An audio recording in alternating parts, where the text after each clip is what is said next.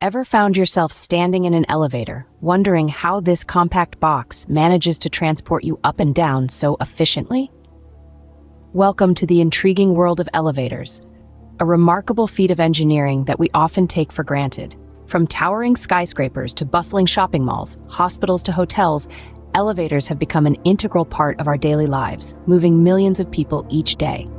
Yet, have you ever paused to ponder the marvel of technology that is the humble elevator?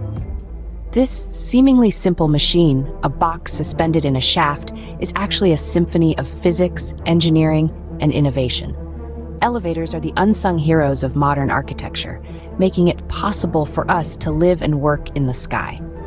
They've transformed our cities and redefined the way we think about space and distance. Can you imagine a world without them? The tallest skyscrapers would be impractical, and the elderly or those with mobility issues would be severely limited in their ability to navigate buildings. But how do these ubiquitous machines work?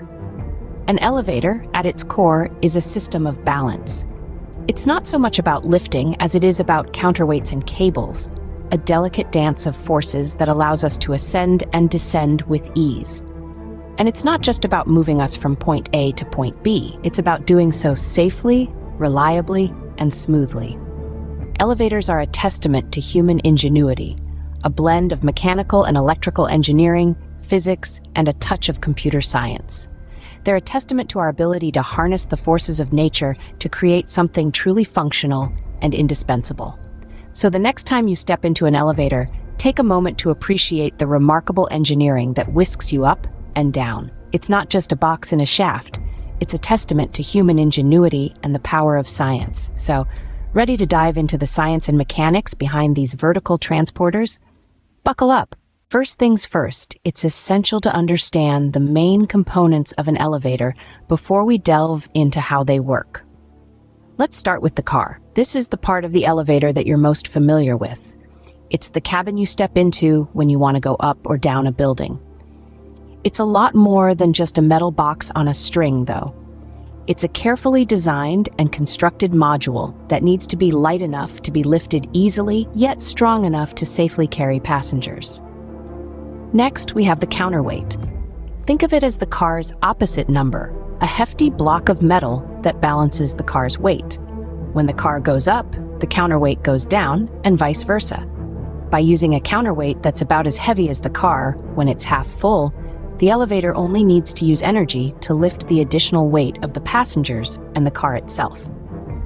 The third main component is the hoisting motor. This is the powerhouse of the elevator, the muscle that does the heavy lifting. It's connected to a large pulley system, which winds and unwinds the steel cables that lift and lower the car and counterweight. Last, but certainly not least, we have the control system.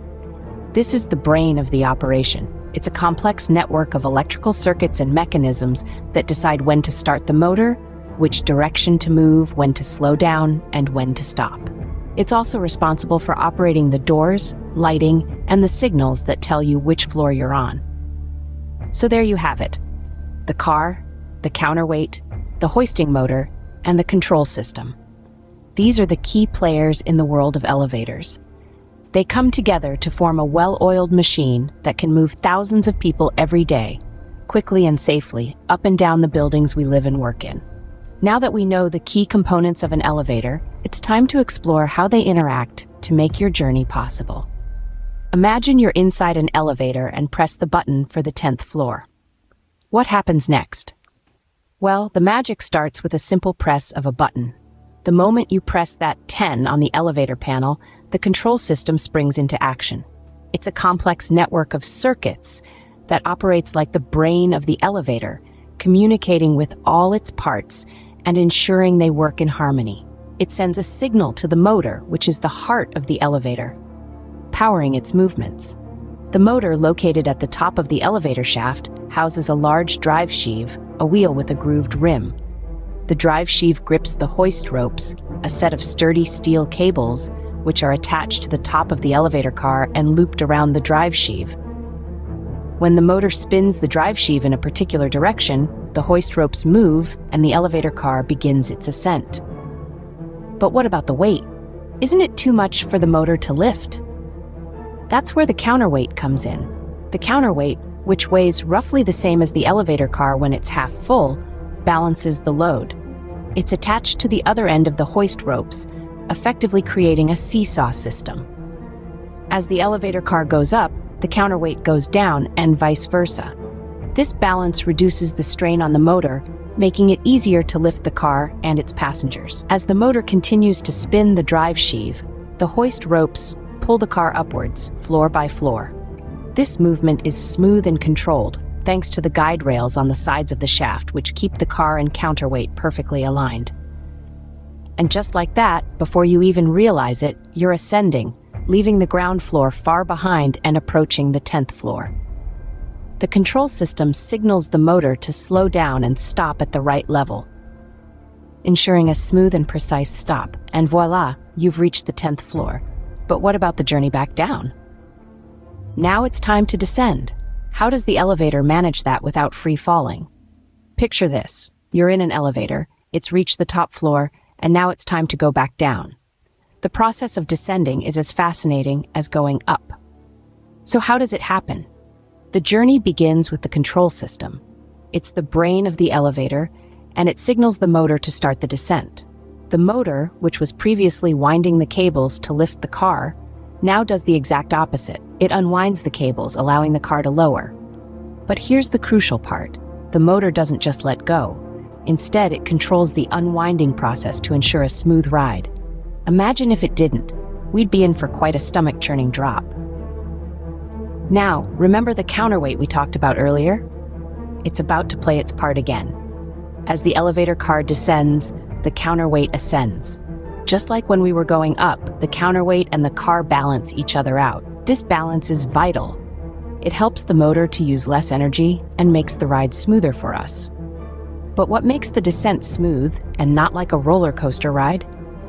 The answer lies in the speed governor and hydraulic buffers. The speed governor keeps an eye on the elevator's speed. If the car descends too fast, the governor steps in, activating the brake system.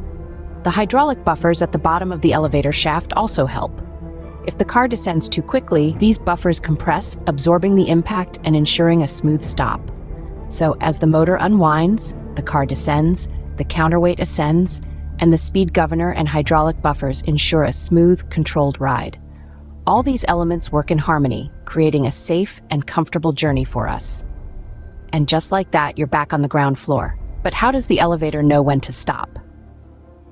Ever wondered how your elevator ride always ends smoothly at your desired floor? That's because of the elevator's stopping mechanism, a marvel of engineering that combines precision, speed, and safety. There are two key elements to this process.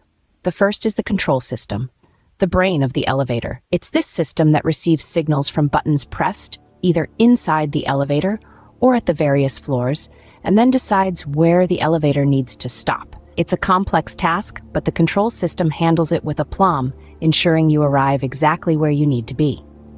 The second element is the brake system, the muscle that halts the elevator's motion.